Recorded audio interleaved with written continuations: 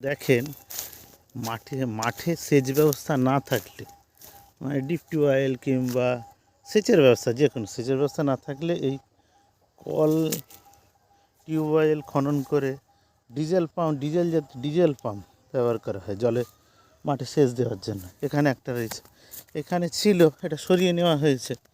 হ্যাঁ, তারপরে দেখুন আর একটা সামনে আছে, দেখছেন, আর একটা সামনে আছে, এইরকম ছোট ছোট। এখানে তো বিশেষ করে আমরা তো সব ক্ষুদ্র চাষি, সেই জন্য এইগুলো ব্যবহার করা হয়। কারণ এই জল কিনতে গেলে ফসল আর পাওয়া যাবে না, এমনিতেই চাষে কোনো লাভ নেই। ফার্টিলাইজারের দাম হয়েছে, পেস্টিসাইডের যে পরিমাণ দাম, তাতে চাষে কোনো লাভই নেই।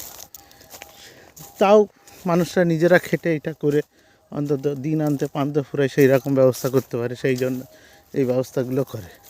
ধন্যবাদ। যদি চ্যানেলটাকে পছন্দ হয়, লাইক, সাবস্ক্রাইব, কমেন্ট এবং শেয়ার করবেন অতি শীঘ্রই।